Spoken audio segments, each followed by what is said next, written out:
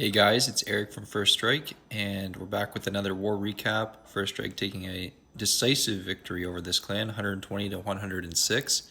And if we look at the enemy's war log, this was a very solid clan we went against. Their war log is almost always perfect. I was looking through, there's very few instances where they didn't get 100% wars, and they went against us and fell extremely short of a perfect war and didn't even get above the 95% mark. So First Strike with a really awesome performance here defensively and offensively with a 100% destruction as well on our end. So yeah, so they struggled. They did get our top bases. My base took 6 defenses, which was super nice, but they did eventually get a bunch of our top bases, but they left a lot of the lower Town of 18s uncleared or even unattacked, and didn't finish off the Town of 17s either, but they did get everything else cleared. So yeah, but a very decisive victory for us. So we're going to get into some attacks from the war, and hope you guys enjoy. So the first attack is going to be on number 11 from Savage Donator, and this is a 16v18 triple. So you heard that right. Town 16 versus Town 18 triple here. So pretty insane stuff. So let's get into it. So he's starting with the RC charge here at 12 with a witch, throwing down that invis, and he's getting into the triggering a few traps here. Yeah, going for that ricochet cannon, getting some early ground damage. He is rolling Root Riders and Valkyries with this attack, so good to get that ricochet cannon down right away. Triggers the tornado trap with the RC charge. Great, and here he's falling into some bait, so just giant bombs galore. I think that's 5 giant bombs he's triggered with his RC charge. It's crazy that his Spirit Fox made it through that. Uses the recall spell here, and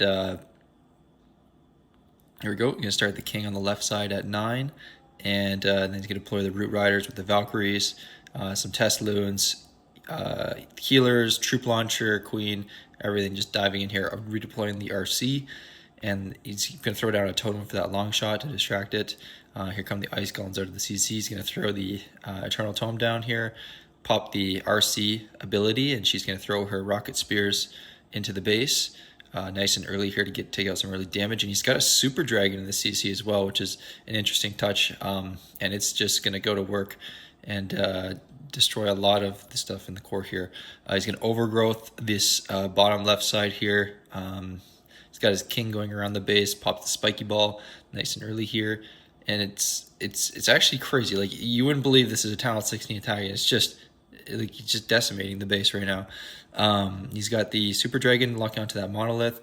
RC finishes it off, and that bottom side is really all that's left of the base. He's totally crushed the core and the right side here. So absolutely great, like insane approach to this. I don't even know it's possible to do a 16v18, but apparently it is. I wonder if he could have done this legend mode even. maybe possible. We'll have to see. But yeah, this is just a great stuff from Savage Donator here. It's a tried and true attack, Root Riders and Valkyries. So even after the update, I think it's definitely solid. So yeah, here we go. He's just finishing off the rest of the base here. It's got the diggy on that scatter shot, taking it out.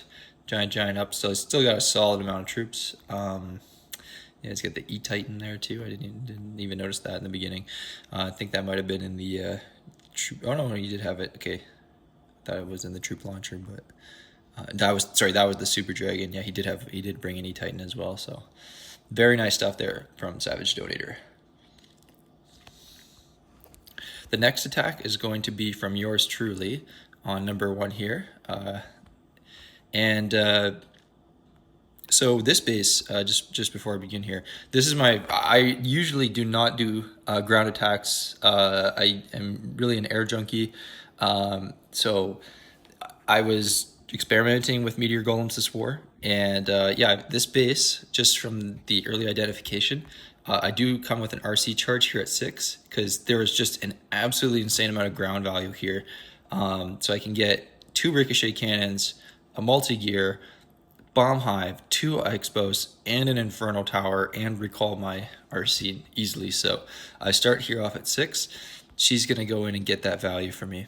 And whenever you go against a base with all air Expos, I think it's probably a good use case to go ground. If you're going against the base with all ground Expos, that's where I think dragons really thrive, because they're not going to be encountering those Expos at all. So it's all about base identification. So in this case, this guy is running all air Expos, so I was like, might as well try ground on this base. So there we go. Got all of that compartment destroyed. Recalled the RC easily there, and then I'm going to use my queen with the giant arrow after I deploy these meteor golems right here to trigger that invis in the core nice and early. So here I'm going with the log launcher, the warden with the rage gem, balloon test loons there. There we go with the queen on the side with the triggering the invis in the core.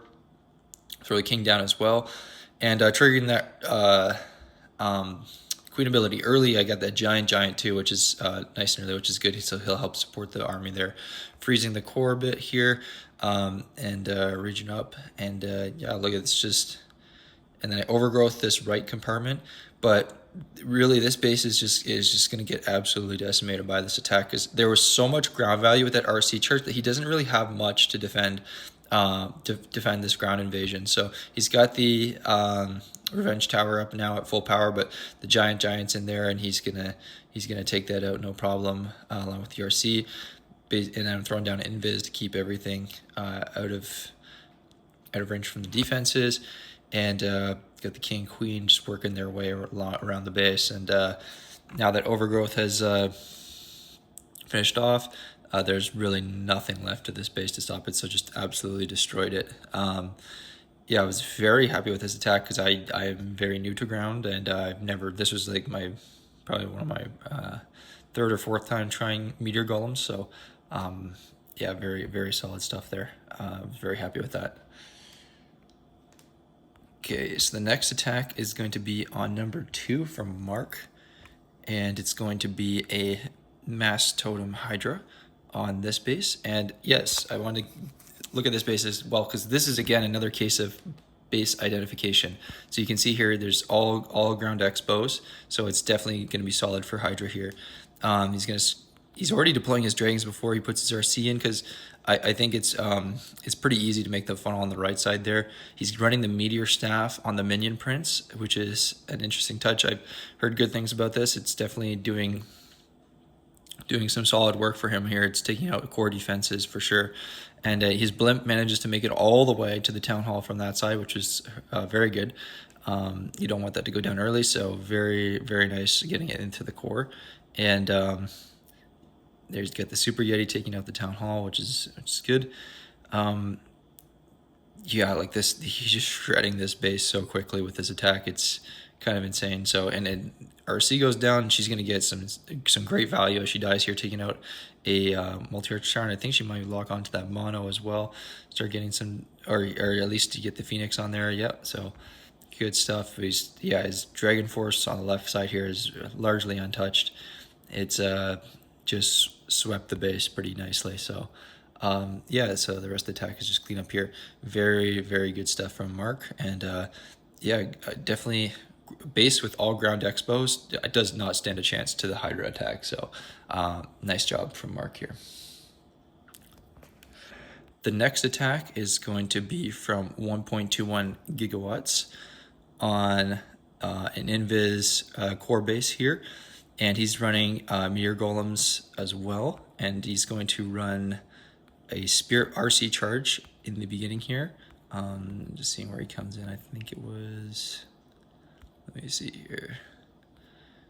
All right, oh, right from 6 here. Okay, so this guy's RC charge on the Super Wizard Tower here, beginning to make a funnel for his Meteor Golems. So getting into this compartment here. He's also got a Furnace, which is a good touch to start, taking out some of those trash buildings. So as the RC charge, because you're doing such a big time investment with your RC charge, it's nice to use a Furnace to start clearing out some of that trash as she's working her way into the base. So a good touch there from 1.21 Gigawatts here. takes out the sixth compartment, now getting into some very high value defenses, taking out a ricochet cannon, and I think he's going to get another one here potentially. Might have to recall. Oh, he doesn't recall. Okay, he doesn't have a recall spell. He's just let her die. Okay. Interesting approach. So he's going to use the queen on the right side with the furnace, and she's going to trigger the invis in the core. And he's got the giant locking onto that super wizard tower, which is good. Then that furnace can still start taking out some defenses, and he's going to deploy his main force right in between from where he did the RC charge and the queen giant arrow, and they're going to work their way into the core of this base. Oh yeah, that's nice. The furnace is softening up the minion prince. He's usually a beast on defense, so he's gonna throw a totem down for that core as his troops get into here. He's also gonna pop the warden ability. Sometimes you can if you do pop the warden ability, I don't think it's worth using a totem at the exact same time. So he could have maybe delayed that a little bit just so that he's getting once the warden ability comes off, then that's maybe where you want to use the totem so that you're getting the most value there, but still just to absolutely crush the inside of this base. And he's going to use a overgrowth spell on the scatter shot, which is always a good defense to overgrowth because it does crazy splash damage against your army. So yeah, definitely crush this. Yeah, use the troop launcher too to get a bunch of giants, which is great as well because they are really good for tanking. He's gonna use the totem on the scatter shot here as the rest of his army cleans up the rest of this base here. But yeah, totally destroyed this base, base number 3 here. Very good job from 1.21 gigawatts. And there we go with the spiky ball just to finish off the attack. Nice job. The next attack is going to be from MintBerryCrunch on base number 15 here. And he's going to be doing all dragons, mass dragons, with totems and a overgrowth spell. So you can start the queen with a ice golem here near this air defense to freeze the enemy queen with that ice golem, and he's got his own queen there that she's gonna take the enemy queen out, and also get that air defense. And he's got a couple dragons that he's deploying nice and early to start cleaning up and creating a nice funnel. Down goes that ricochet cannon, and now that air defense. So some nice value early on. And he's running the siege barracks. He's going to deploy that at 9. And here comes, you'll get 2 P.E.K.K.A.s out of that, and he's going to put his king right with those P.E.K.K.A.s. And they'll work their way on this side of the base. And here we go. And then he's got his main dragon force coming between those two. And he's not going to have a blimp with this attack because he used the siege barracks instead.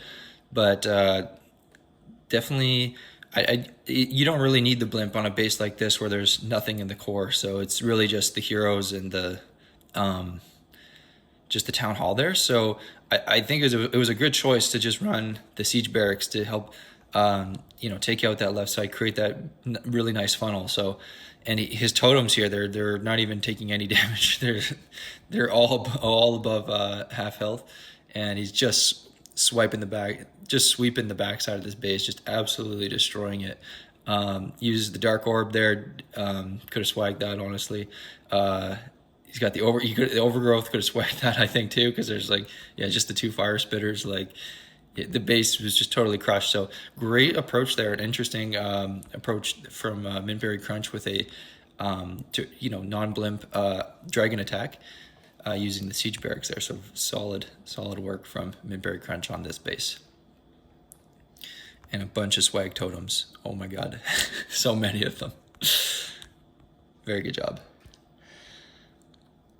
Alrighty, and the last attack is going to be from cmcarthur. I thought it was CMC Arthur, but I was corrected from a clan member from the last video. He's going to be doing a fireball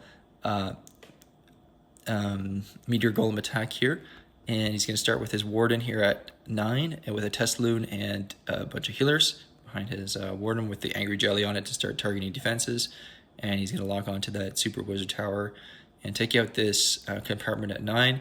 And what he's doing with this warden charge is targeting that rage spell tower, take that out with the fireball, and also get a bunch of core defenses like the scatter shot away which is definitely, the scatter shot is really a key defense. You're either going to overgrowth it or try to fireball it. So when you're doing these ground attacks, so definitely a solid play to come in here and get that rage tower and scatter shot combo, which can just is really what's going to be pose the biggest threats to meteor golems. If you've got a rage tower with a scatter shot peeling into your meteor golems, that's a recipe for disaster. So getting that done early is a great thing to do. So here he is. He's going to use the basically doing an RC charge right now as he's deploying his main force, which is really good. It's a lot of multitasking to do. He put the invis there. He's going to deploy another invis on that RC. It's very good to be managing both at the same time. So that's very good. And then there we go.